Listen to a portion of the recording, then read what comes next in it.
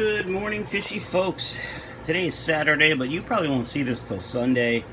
Just doing maintenance in the fish room. Thought I'd shoot a quick video and show you the troubles of and tribulations of fish room maintenance.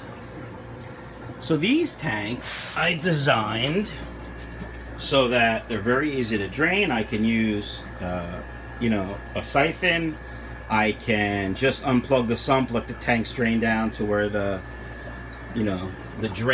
lowest point in the drain is, which is probably somewhere around 5 to 10% of the tank, and then I drain the sump, which is another about 50 gallons. And that was my plan, to do that every day, a little water change every day. To be honest, that doesn't work. I don't always have time to drain the sump, which takes about 15 minutes, about 20-25 minutes by the time you drain it, fill it, and whatever. So that really doesn't work. So pretty much on Saturdays, I do a large volume water change, about 50%. So roughly 250 gallons. Well, how do I do that? Well, first I drain the sump. That's 50 gallons. Then, I drain all these tanks.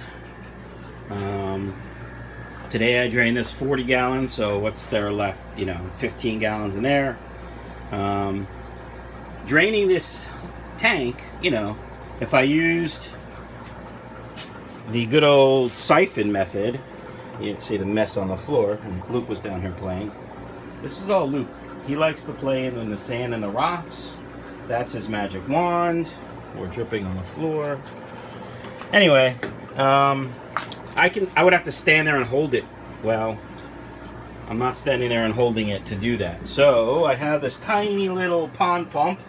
It was on sale at Lowe's over the summer. I think it was regular $29.99, on sale for like $6.99 or $7.99. And I bought it not knowing what I was going to use it for. I think originally I was going to use it for that tank. Put water in that tank, hook that tank up to the system, use this pump to pump water out of it. And I never really got around to figuring out the plumbing for it. And then I decided I didn't want that pump running all the time. So what I use it for now is draining these bottom tanks. If you guys have any basic knowledge of physics, it's pretty hard to pump water up manually. So I drop the pump in there, I run the hose down to my floor drain, and that's how you can see I missed it first. And that's how I drain those.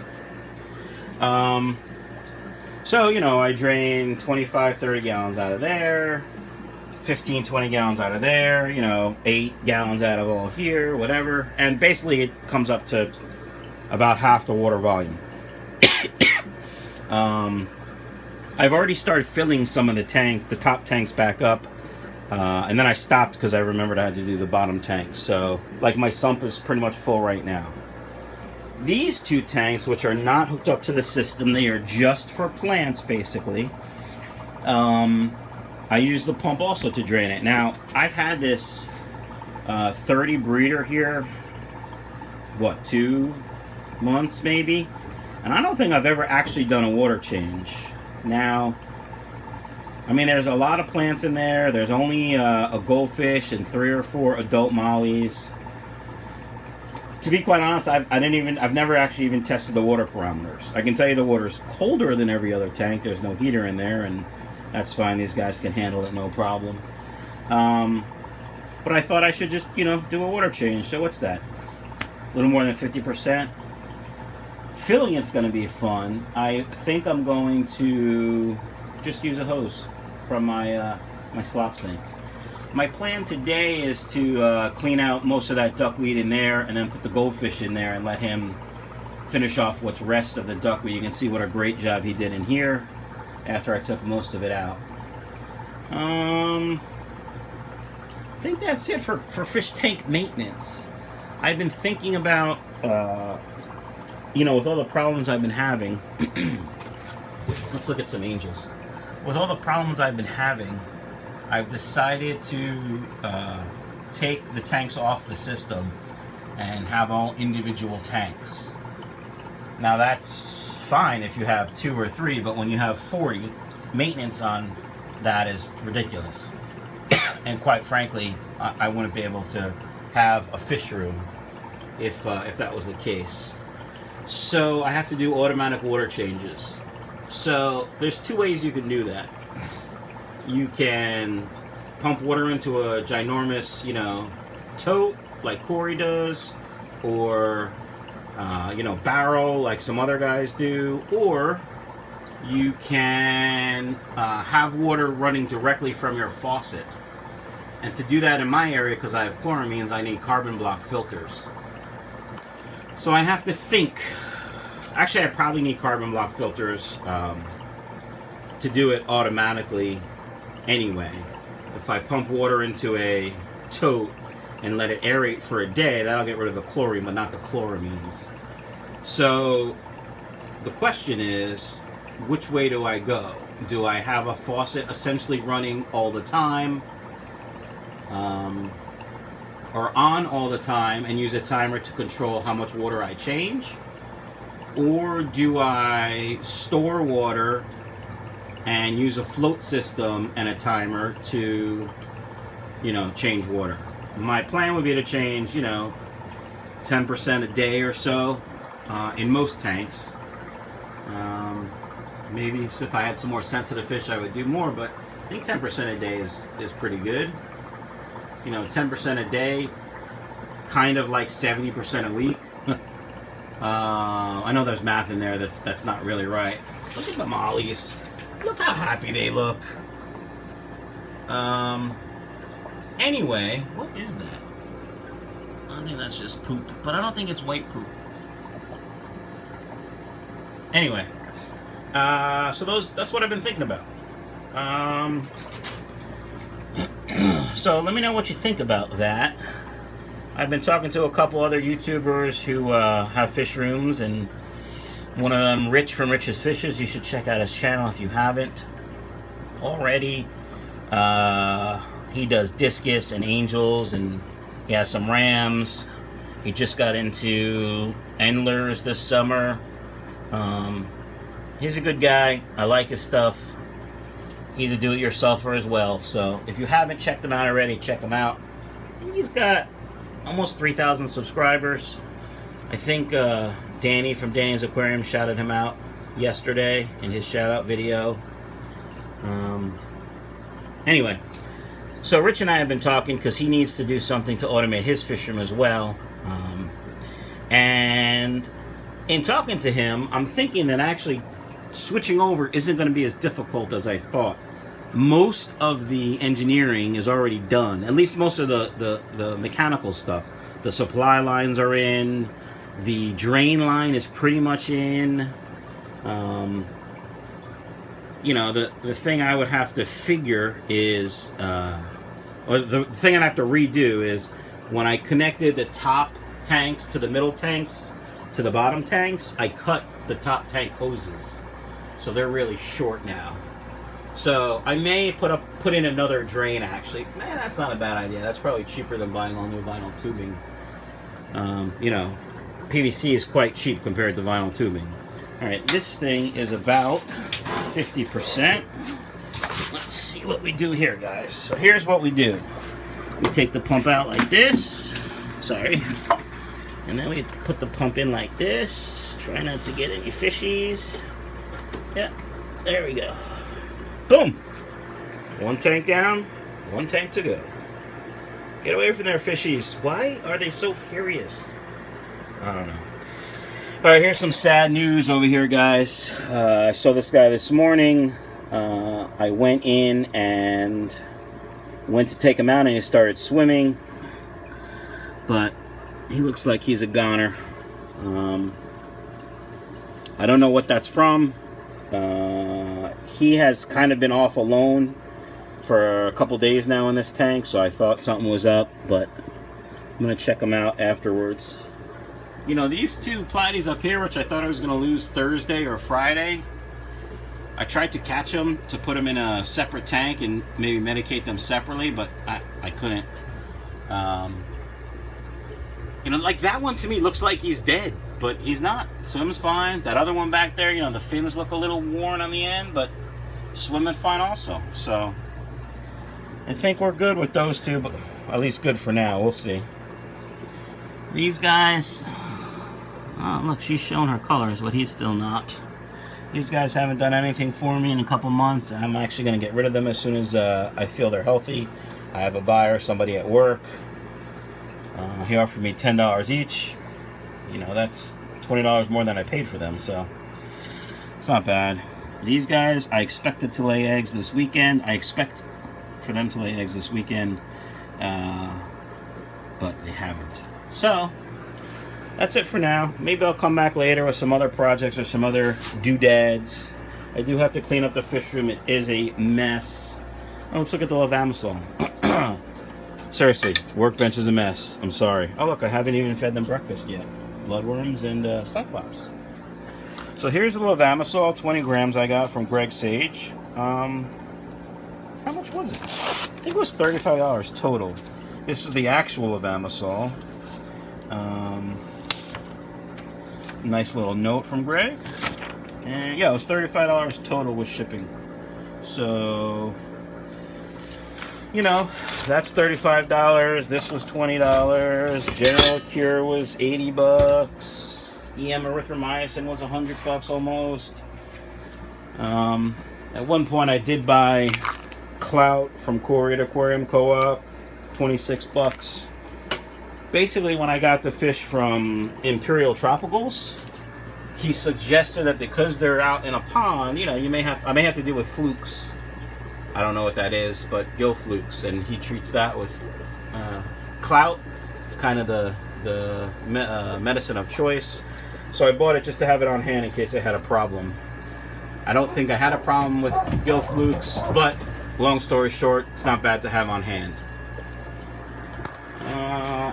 Angel babies. Look at them. I haven't fed them yet.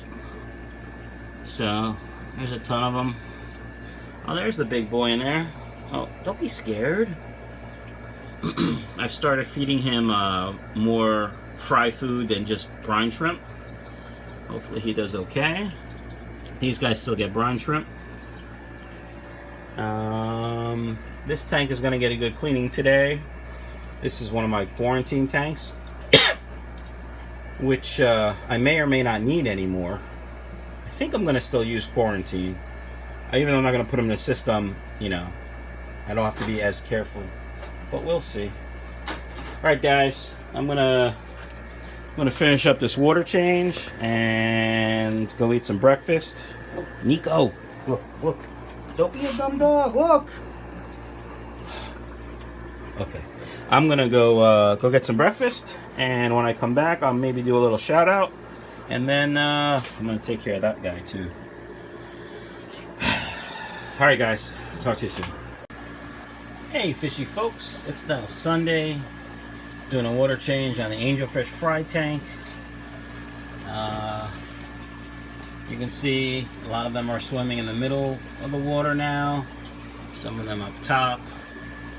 They're growing quite nice. They actually are looking like fish now. Not angels yet, but still looking like fish, so that's cool. It's in the afternoon, right after lunch. All the lights in the fish room and the tanks are out.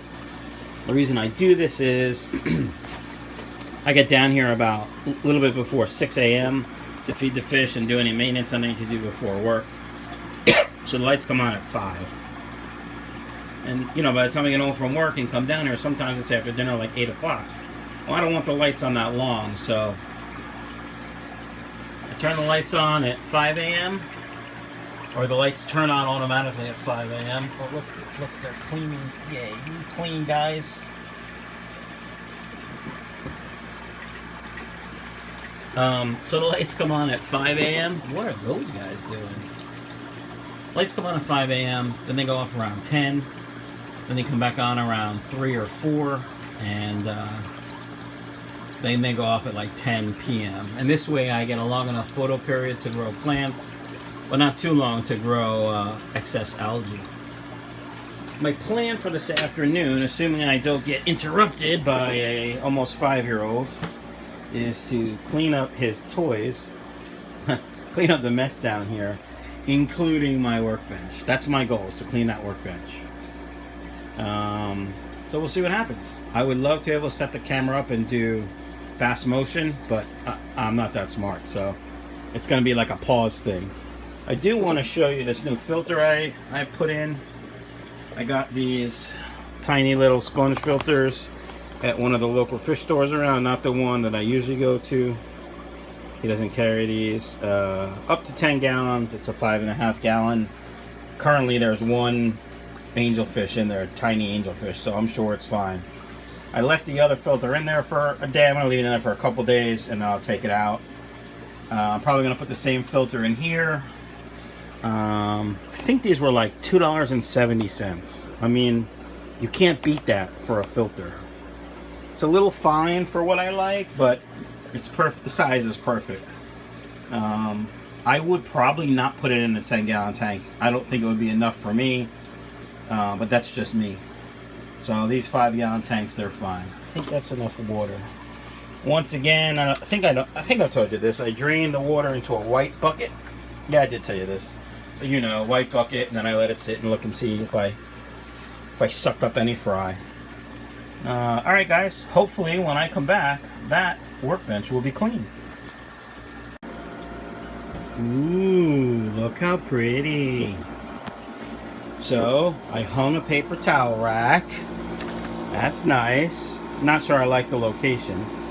I need a shelf, and that's concrete back there, and I don't really want to drill into the concrete. I mean, I have before. I probably have to go buy a new built and go buy Tapcons and blah, blah, blah. But I think what I'm going to do one of these days is just build a shelf and secure it to the bench right here. You know, just screw a 2x4 or whatever here and one over there and then something across there and then make a shelf. So I didn't get to the floor yet, and I realized that a lot of things that are on my bench are just now on this table, which this is supposed to be my testing water and medication table, and as you can see, it's a mess. And you might be wondering what this is. Good question. I usually put water in here to sit before I put it in the fry tank. I don't know why I do that. Probably because I'm lazy, because there's no hose right here. So, and I even though with other tanks I have no problem putting tap water in and then going ahead and adding the dechlor. With these fry, I'm not going to do that. So I'm going to take water from here, put it in here, and then fill that back up again so it gets to room temperature. I don't know if that's the right way, but that's what I'm doing. All right, here's what I'm going to do. I'm going to clean this table, I think. I'm going to feed the fish first and bring this upstairs because it has to be refrigerated. All right, see you later.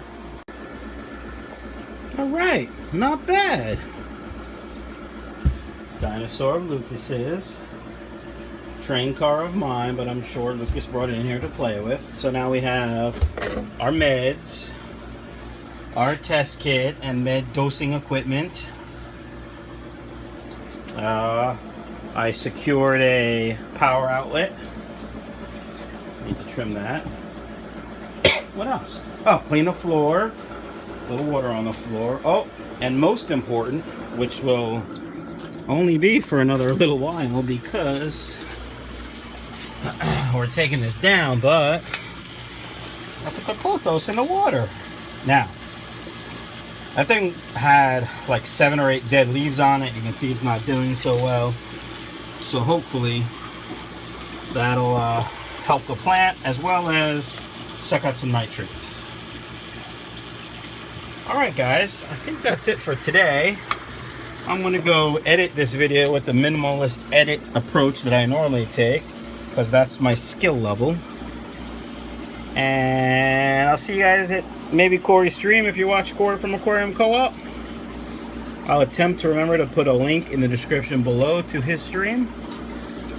And if you're here to the end, you should check out a couple channels. First, Steenfight Aquatics. Mr. Steen, as I call him, Seattle Sounders fan. Lives near Corey, is a lot like Corey and myself, I think, in that he likes to tinker and he breeds some fish. He's got a lot of cool plecos. Go check him out. He's pretty honest. Danny's Aquariums, I'll try to put a link. He shouted me out, so I think it's only fair that I shout him out. He's a kid, I think he's a kid from the Netherlands. Go Orange. He does some nice stuff. Seems like a pretty nice kid. And do I have a third one? What have I been watching lately? I just don't have time. I've been watching a lot of RV videos, not really fish videos. I hate to say it. Got a 33-foot RV. We're taking our first trip this weekend, actually. So I've been doing a lot of work on the RV and learning all about it and blah, blah, blah. So let's go with those two videos, those 3 channels for now, including Corey, which everybody knows, I'm sure. All right, guys. See you later. Have a great day. Peace.